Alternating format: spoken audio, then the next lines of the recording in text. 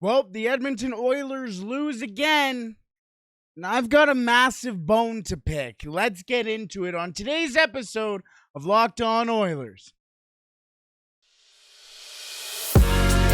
You're Locked On Oilers, your daily podcast on the Edmonton Oilers. Part of the Locked On Podcast Network, your team every day. Hello and welcome back to the Locked On Oilers podcast. I'm your host and former Oilers game day producer, Brett Holden. As mentioned on today's episode, we're going to talk about the third straight loss from the Edmonton Oilers. It wasn't a pretty one, and I have a lot to say from that game. I also have a lot to say about the Edmonton Oilers penalty kill, as we will talk about the Edmonton Oilers penalty killing woes in the second period of today's episode. And of course, after every game, we go through the good, the bad, and the ugly from the game against the Washington Capitals as the Edmonton Oilers lose 5-4. Thank you so much for making Locked On Oilers your first listen every day. We are free and available wherever you find your podcast. Alrighty, let's get into the loss for the Edmonton Oilers against those Washington Capitals. Not a lot went right for the Edmonton Oilers as they were entering Connor McDavid's 500th game in the NHL, hoping to make it some sort of memorable. And hopefully now after that one, the Edmonton Oilers are going to forget about it. As the Edmonton Oilers gave up four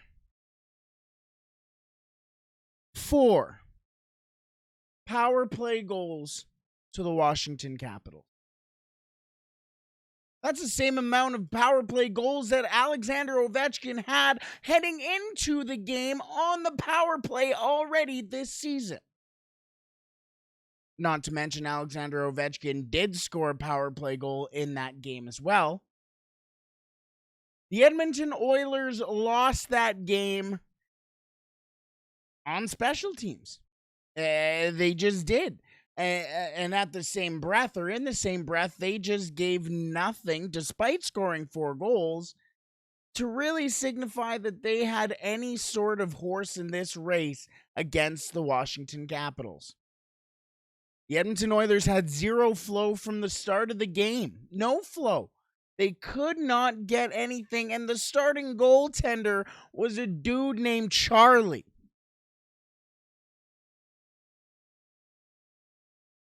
And all the Edmonton Oilers had to do was get shots on him. And they couldn't do that. Outshot again in another game.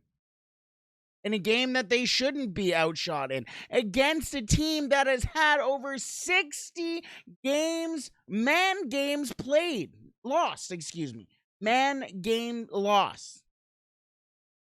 Because that is how many injuries the Washington Capitals have had. And now the Edmonton Oilers seem to always, as they seemingly do, slip to the playing level of their opponents and allow the Washington Capitals to crack their 4-game losing streak of their own. And now the Edmonton Oilers have to go into Tampa Bay with nothing to go on. Who do you start? Do you start Jack Campbell, who has been far from who they thought they were signing? You're not going to start, I guess, Stuart Skinner 2 games in a row. So that's going to have to be the goalie that you go with. And then what if he doesn't do well? What if he has to get pulled in that game? Do you now trust Stuart Skinner? Do you put that game on Stuart Skinner? There were some of those goals where I'm sitting there going, Stewie should have had that. Stewie should have been over. Stewie was a step behind in that game. Now the Edmonton Oilers are 1 game away from being 500 on the season, 14 games in the middle of their toughest swing of the season.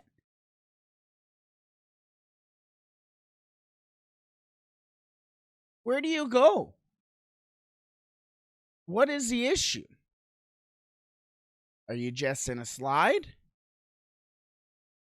Or is there something more to look at here for the Oilers? We'll talk about that penalty kill because that is something that needs to get some sort of help in because that has been just abysmal. We'll talk about that in more depth in the second segment of today's show.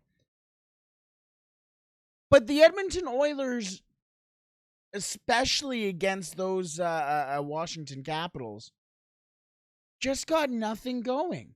There was no sustained forecheck. The Edmonton Oilers really had one good forechecking shift, and it was from their third line. And other than that, their bottom six did nothing.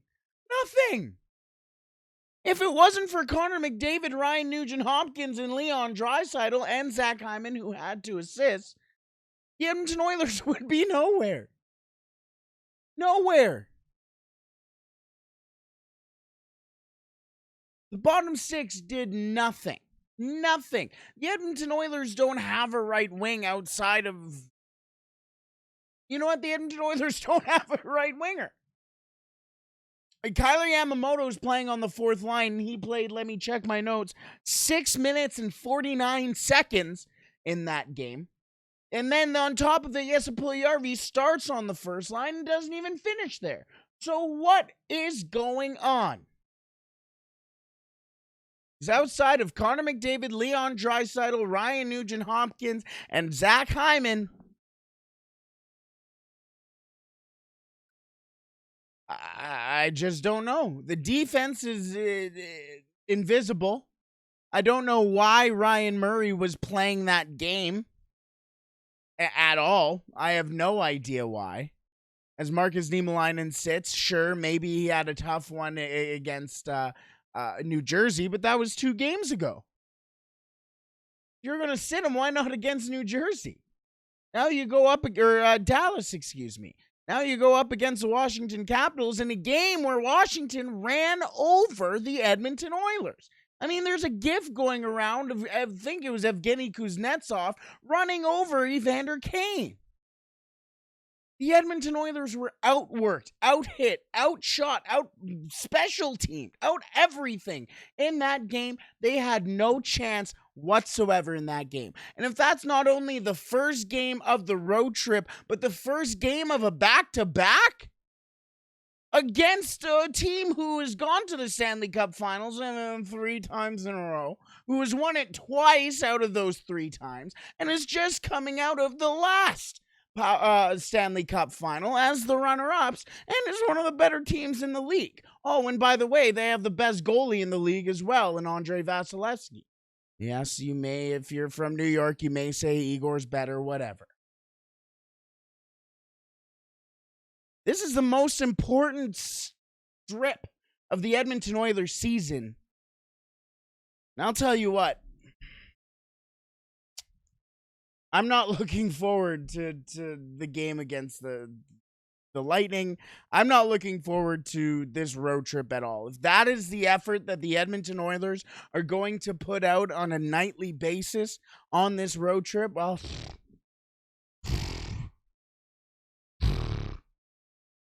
I wonder how good Connor Bedard would look in orange and blue. Let's get into the penalty kill for the Edmonton Oilers, as that was just a tipping point for the Edmonton Oilers.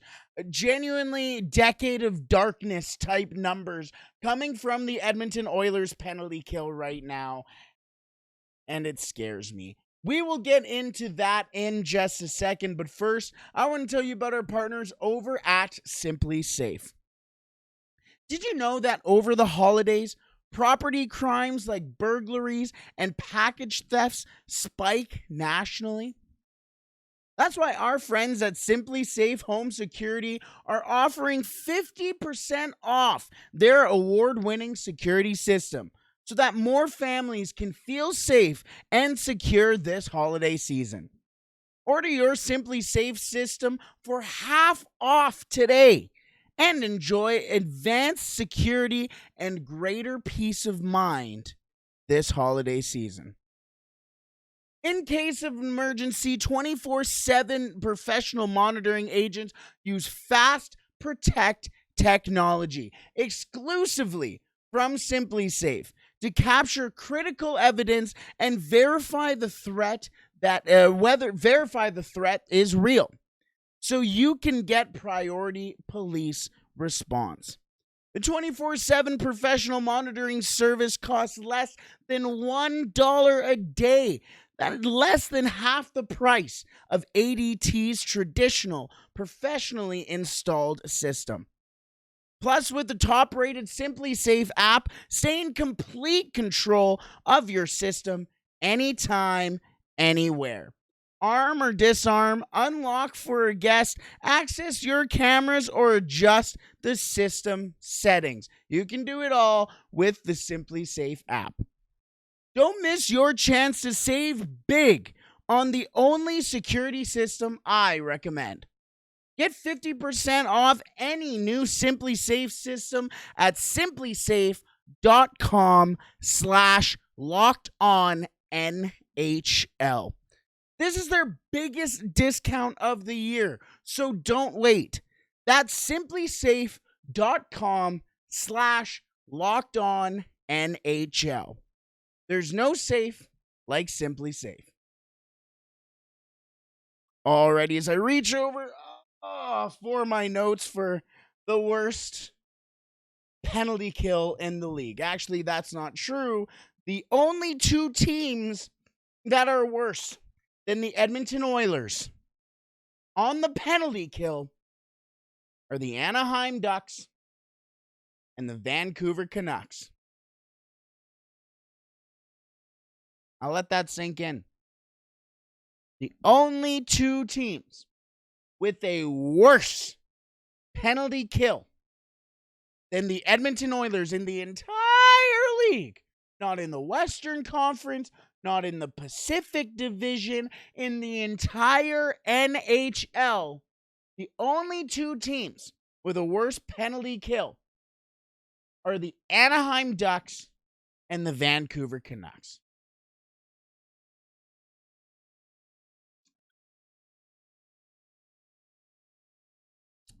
The Edmonton Oilers have a penalty kill of 67.9%. 30th in the league.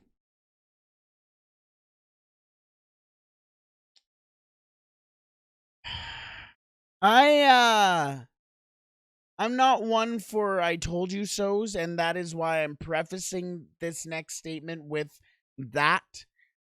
But my biggest issue, and I'm not saying that this is an I told you so, because I hate it. But my biggest issue for the Edmonton Oilers heading into this season, I mentioned, and I had people going, oh, you can't say the Oilers defense isn't a worry if you I know. I said that the biggest worry for the Edmonton Oilers this year, heading into this year, was that the Edmonton Oilers didn't have any real penalty killers outside of Ryan McLeod, maybe Devon Shore. I mean, you got your defensemen like Cody Ceci and Darnell Nurse, but that's one unit. Now you're seeing Tyson Barrie get absolutely victimized every time he's put into a defensive situation. Evan Bouchard has not matured to the point where he can be trusted on the penalty kill. And we keep flip-flopping between Ryan Murray and Marcus Niemelainen. So there's no consistency on that unit. Brett Kulak has been very mediocre so far this year. And so what does that lead you? Where does that leave you? Okay, you're going to have Ryan McLeod on the penalty kill. You're going to have Devon Shore and Derek Ryan. And then who? Tyler Yamamoto, as I've already mentioned, played 6 minutes and 49 seconds. Yes, Puljujärvi's not going to kill penalties. And Connor McDavid, Leon Draisaitl aren't going to kill penalties. Zach Hyman has killed penalties and done well. But where's the unit? What is the unit? We mention all these names-ish, but they can't come together? In the last 5 games, the Edmonton Oilers have shut out the other team's power play twice so far in those 5 games. Once against Calgary, which they won. Once against New Jersey, where New Jersey won in 7 seconds. A game where the Edmonton Oilers relatively dominated. And in those other 2 games, Nashville scored on both of those power plays that they were given. Dallas went 2 for 3 on the power play, and then the Washington Capitals went 4 for 5, excuse me.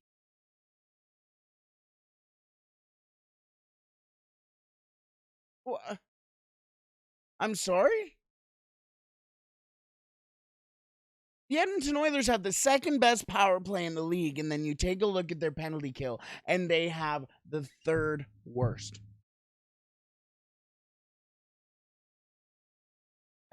I'm sitting here almost at a loss for words, wondering what can be done other than bringing in a defensive-ish, a penalty killer. But the only way you're going to find that is with a trade, and that means you have to move an asset, and with an asset leaving, that means, you got to find space for a player in the team. And if you're trading for a penalty killer who's probably going to be a bottom 6 guy, you're probably trading a 6th-round pick, 7th-round pick for him, so you're not going to trade a guy who's on the team already. So what are you going to do? Somebody has to drop out of the team, and who are you willing to drop out? Tyler Yamamoto? No. Derek Ryan? No, because he kills penalties and at times have been the best bottom 6 player for the Oilers. Not going to drop Ryan McLeod. You're not going to drop Devin. Well, you can drop Devin Shore if you want. But even he kills penalties and is one of the better penalty killers for the Oilers. So what do you do? Dylan Holloway, and I'm going to get to the times of some of these players here, but Dylan Holloway played the least amount of minutes for the Edmonton Oilers when Ken Holland specifically said at the start of the season that if Dylan Holloway is not going to take up a roster spot if he's not playing. Is he playing? Is Dylan Holloway playing? No. So maybe you can take Dylan Holloway out of the equation, send him down, get him more minutes in the AHL, but then what type of message is that sent? Then on top of it, you're expecting at some point Phil Broberg to come up, and then you got another roster move. Then you got to worry about the cap. This is a massive issue for the Oilers. I don't have a solution. There are people who get paid very good money to have that solution. And for right now, a team who was supposed to be a cup favorite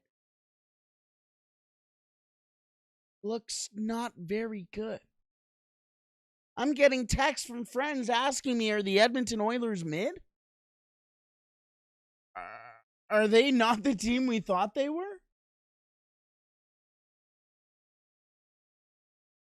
67.9%. The Edmonton Oilers, I should have looked this up before we came on, but the Edmonton Oilers haven't had a penalty kill that bad than genuinely the Decade of Darkness days. Back when, Keith Ali was on the Edmonton Oilers penalty kill. I'm sure Dennis Grebishkov may have had his mitts on that. Andy Sutton, anybody? Sorry. It's awful. It's awful. And this is not a recipe that is going to win anything for the Edmonton Oilers. A game, a period, a Stanley Cup.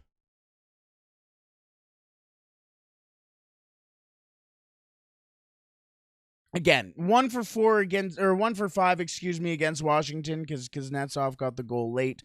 1 for 3 against Dallas. 3 for 3 against New Jersey, who doesn't really have a fantastic power play to begin with. 0 for 2 against Nashville. And 3 for 3 against the Calgary Flames, who are still trying to figure out their power play in general.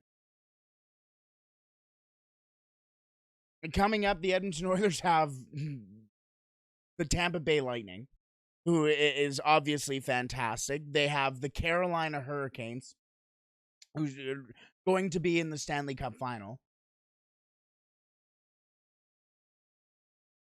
I see no good days for the Edmonton Oilers coming up at all, especially on that penalty. I don't know. I normally come into these things with some sort of answer or solution, and my my headband is getting all over the place because my eyebrows are up. I I feel as useless as the Edmonton Oilers penalty kill right now because there's no answers. There's nobody there. There's no hope for the Edmonton Oilers penalty kill. Because to start the year, Stuart Skinner and Jack Campbell were sitting there making that penalty kill look better than it actually is. Jeff Carter. I almost called him Jeff Carter. Jack Campbell has made saves when he needed to and has made that penalty kill look better than it should. Stuart Skinner, I have mentioned, the reason why I wanted him starting more was because when he was in those penalty killing situations, he went bop, bop, bop, bop, bop. He was facing a shot, square up to a shot, square up to the next shot, and made those shots look easier than they actually were. And now we're seeing the Edmonton Oilers go up against better competition, better power plays, better teams. And we're seeing what's wrong with the Oilers. And it includes the penalty. It's a sad realization. It's a sad thing, really, because you sit there and it's almost a helpless feeling going, what can I do? And it truly, it's up to the Oilers to figure that out. Let me know what you think the Oilers can do with the penalty kill, because I'm genuinely lost here. I don't know what can be done. You're not going to put McDavid out there. Leon Draisaitl isn't going to be out there other than maybe a face-off or late in the power play or the penalty kill. So I don't know. But please let me know what you think about the Edmonton Oilers penalty kill, because I need answers. Let's get into the good, the bad, and the ugly from that, well, frankly, ugly game against the Washington Capitals. We will get to that in just a second. But first, I want to thank you for making Locked On Oilers your first listen today. Now for your second listen, make sure you tune in to Game NHL. Every moment, every top performance, every result, with local analysis that only Locked On can deliver. Follow Game to Game on Locked On NHL, available on the Odyssey app, YouTube, and wherever you find your podcasts. Alrighty, let's get into the good, the bad, and the ugly from last night's game against the Washington Capitals. I could have put a lot of things under the bad and the ugly, but we will get to that. Let's start off with some positive. The good. Do I really have to say them? Do I have to say them? The two best players in the world, Connor McDavid and Leon Draisaitl. Leon Draisaitl with a big goal for the Oilers in that game. Connor McDavid also getting a big goal in that game, as they really made a bright spot of a very ugly game. More specifically, Connor McDavid, but you got to rope in Leon Draisaitl, who was just, again, fantastic with the puck once again, really driving the offense for the Edmonton Oilers. May not have gotten the points on a couple of the goals that he may have should have, but again, Leon Draisaitl, Connor McDavid, the one good or two good things, I guess, from that game against the, almost said Colorado Avalanche.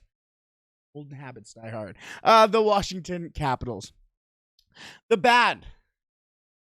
This is where I'm going to talk about that bottom six. The bad was the bottom six. Let me read off the playing times or the time on ice for the bottom six for you. Ryan McLeod played the most of the bottom six, which makes sense, of 13 minutes and 59 seconds.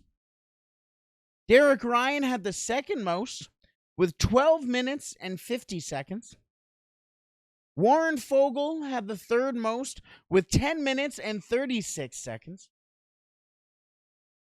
Devin Shore with the fourth most with 9 minutes and 59 seconds.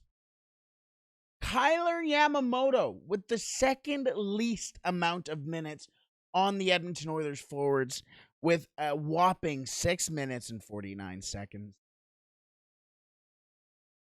And Dylan Holloway with the least amount of minutes amongst all the players on the Edmonton Oilers, amongst all the forwards, amongst the bottom six. 6 minutes and 5 seconds. That bottom six had one good shift all game. Ryan McLeod got unlucky with his penalty. I think that was an awful call on him and Kuznetsov. Kuznetsov should have had the only penalty in that one, and yet here we are. That's not good enough. In games where you have to have everybody rolling, and that is basically every game, especially with the current form of the Edmonton Oilers, that's not good enough. You can't look at the score sheet anymore with the type of players that the Edmonton Oilers have and have all the goals read Ryan Nugent-Hopkins, Connor McDavid, Ryan Nugent-Hopkins, Leon Draisaitl.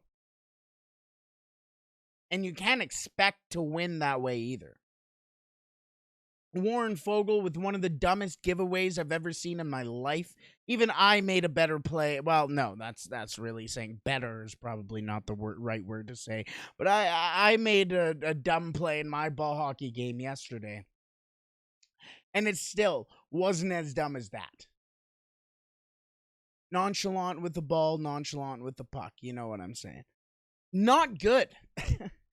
Warren Fogle just gave you nothing all game. Bad passes, just to the middle of nowhere, hitting sticks. The only good thing that he did was recuperate from his own problems, his own mistakes. That was all Warren Fogle did, was recover from the bad thing he did. Derek Ryan, you know what you're getting out of Derek Ryan. You can't say anything out of him. Kyler Yamamoto playing 6 minutes and 49 seconds is inexcusable.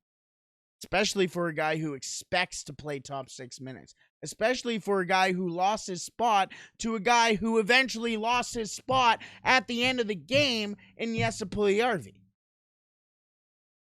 And it wasn't even Kyler Yamamoto who took the spot of the guy who lost his spot. It was just another player who was going out there and producing for the Oilers already in the top 6.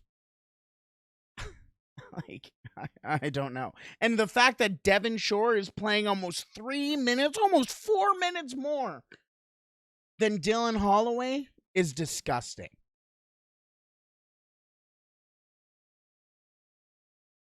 I think that tells the story for the Edmonton Oilers in that game there.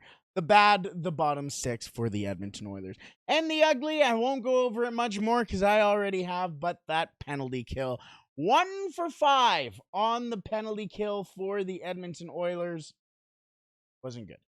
It wasn't good, and the Edmonton Oilers need to get better heading into their game against the Tampa Bay Lightning on Tuesday. Alrighty, a quick recap of the good, the bad, and the ugly from the game against the Washington Capitals.